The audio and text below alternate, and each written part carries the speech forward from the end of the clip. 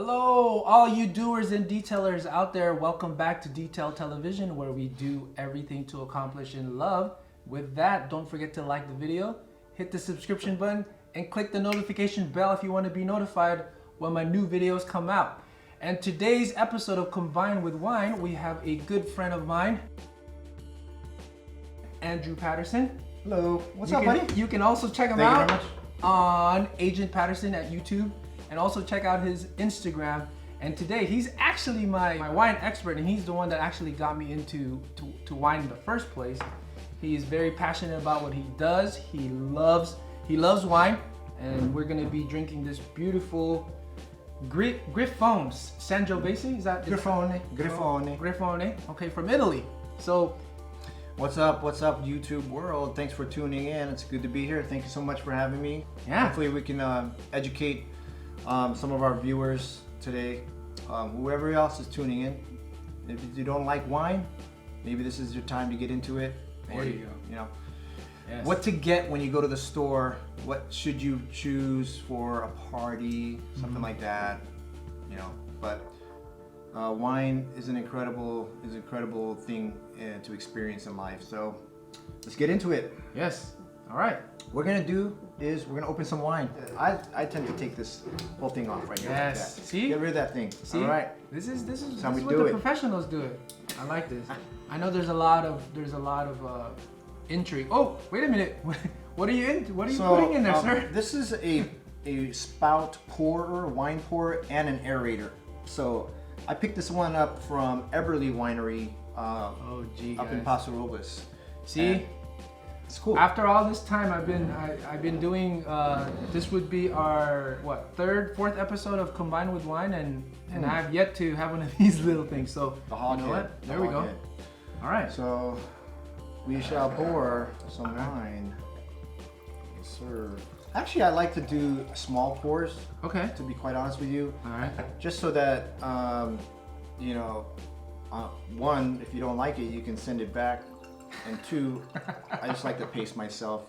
Yes. When I Pace drink. yourself, guys. Yes. Some people like to do like a full. Give me a proper pour, please. Open it up. Open it up. Open right? it up. This is- Oxygenation. Yes. Okay. You know? And I see that you're doing it on the table. I've been saying that this is the bougie way. Is that appropriate or?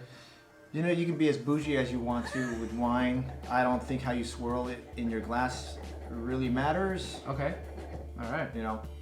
Oh. The key here is really that your wine is not, you know, so like room temperature to even, you know, whatever, 59 degrees to 63 degrees. Room temperature. See, Yeah. oh my God. Yeah. See all this knowledge we're getting here, guys. This is all new to me. I didn't even think about it. Wait, did you taste it already? I have not tasted it. I just, okay. To the nose. I'm looking at it. I'm looking at it. I do see cherry. Cherry is a very, very, you know, that like dark red cherry color. Was that appropriate? I do see a lot of the legs that's coming down, which is symbolic of the alcohol content in there, correct? Right? Yes. All right. Yes. All right. So yeah, just like this is I would say medium plus, you know, viscosity. Yeah, they also use that word too. Viscosity. Yeah, medium plus viscosity, signifying the alcohol content. Oh, perfect. All right. And then I've been smelling it. Is that and that's the next thing, guys, right? We smell it. Is it To the nose. to the nose? To the nose. Like, Ooh, yeah. This smells really wonderful. Bro. So this is an Italian wine, Sangiovese grape. So, I've been learning about Old World, New World. This is considered an Old World wine. Yeah, it's correct? an old world wine. Even though it's minted in 2017, it does come from that region. I don't know what I'm picking up, really. Honestly, I people- smell yeah. like licorice and some sort of candied candy. I smell like Jolly Rancher, some like So more on the candied side. Mhm. More on the candied. Yep. man. This is so weird because you know we've had multiple episodes of this, and guys, I'm not lying. Like there is a very distinct difference between a white wine, a Chianti. Now this, I mean, last week we smelled licorice, black cherry, but this one I smell like cooked fruit. or like a Jolly Rancher almost like. Very good. Yeah, see? Very good, man. I know. And you know what? Thanks to this guy. No, I'm serious. I'm dead serious, guys. This is, this is not to be like bougie or anything like that, but it is. And what I've been trying to do, guys, is, make wine more mainstream for everybody. I think wine can be drunk. Is that even a word? Okay. Anyways, can be shared with other people, right? And that's the most important thing. I think you don't have to have a certain pay grade to drink wine. You could be rich, poor, middle, young and old. You just appreciate wine. Wine to me is more of an experience, making memories, right? Because I smelled that Jolly Rancher, that cooked fruit. I'm gonna remember this day that we had this. And so every time I see this wine, it's gonna remind me of this day that we have it. And so it doesn't necessarily have to be, where it came from and this and that. But yes, that's for me. How would you describe wine to the common average person? Wine is an experience to me. I started in wine. Again, you have to experience it, whether it was last year, whether it was 15 years ago. For me, it was about 15 years ago. I went up to Sonoma. I went to a wedding. I was out in the vineyards, the most beautiful place. So that to me, it was ingrained in me. I told myself I wanted to come back here again. The next time I come back here, I wanted to bring somebody, some loved one. I actually got engaged on a winery. And bottom line, it does boil down to who you spend time drinking wine with. That's how I would describe it. So, can we taste this now, or is it? I've been asking that question for the longest time. Oh, okay, actually. all right. Well, let's have a taste. All right. To the palate. To the palate.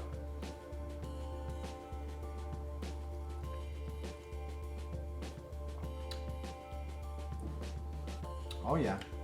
Oh yeah. So this doesn't have a lot of alcohol content at all. Yeah. No. You can tell the alcohol, obviously, when you can feel certain fire kind of going through, the back of your throat. Pause.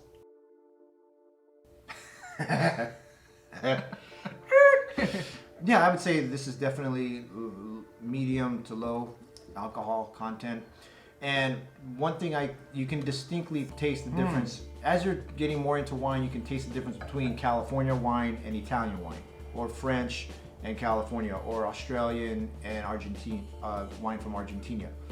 So going back to the Sangiovese grape, you can distinguish between that earthy, but they do have those vines in California. Sangiovese, you can get it at a Niner vineyard up in Paso Robles. I think, So now he's just name dropping now. Sangiovese. I've actually been to Niner, and that's probably one of the best wineries. If you are ever around in the Paso Robles area, that is one of the best places to go.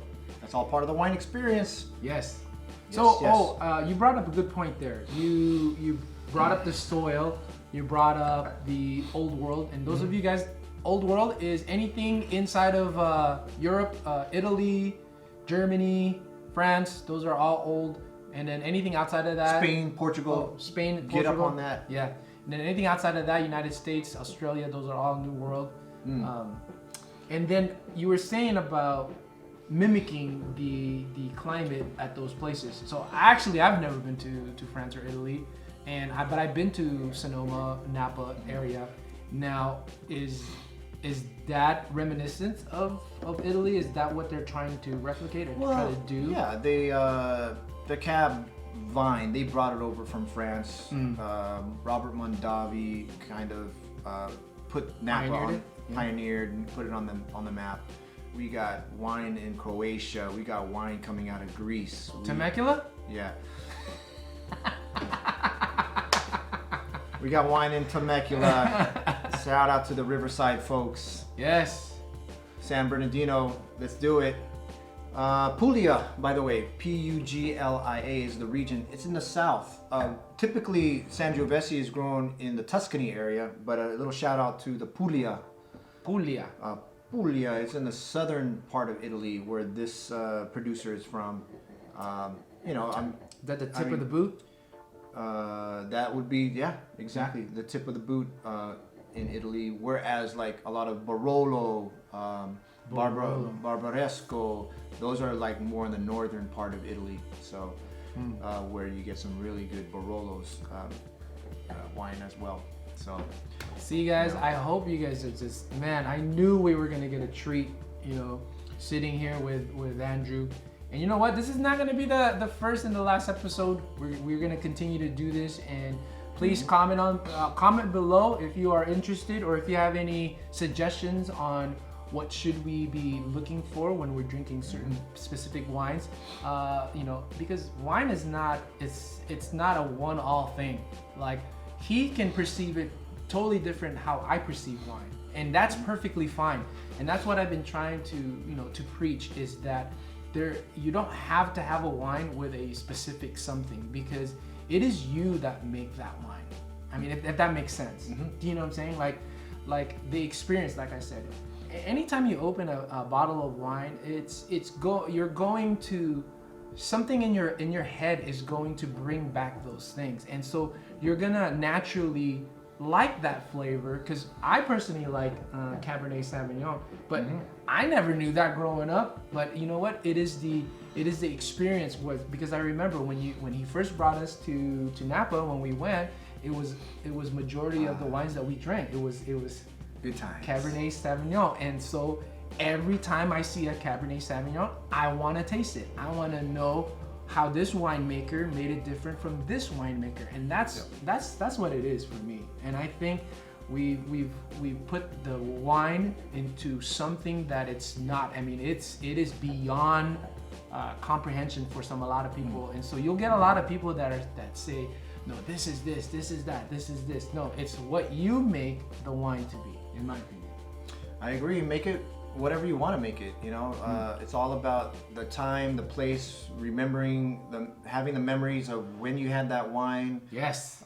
Special date, friends, loved ones' birthdays, Tuesday night dinner, but it's a never-ending education for me, and I'm looking forward, 2020, for even more exploration into wine. Starting my own wine business. Oh, you beat me to it. I was going to ask you that next. Getting serious about it, stepping up your game, because that's what it's all about. It's now taking this journey and getting further into it, and boom. What can I say? And with that, guys, hopefully you guys have a wonderful week, and remember to give yourself some time. If you have the opportunity to drink some wine, please do so. And like I said, comment on the box below there if you have any suggestions for us, and please share with us what kind of wines you like to drink, and we will gladly answer them, and we can have a friendly conversation about experiencing wine together. And so with that, don't forget to do everything to accomplish and love this week, guys. Cheers. Cheers. Wow. Like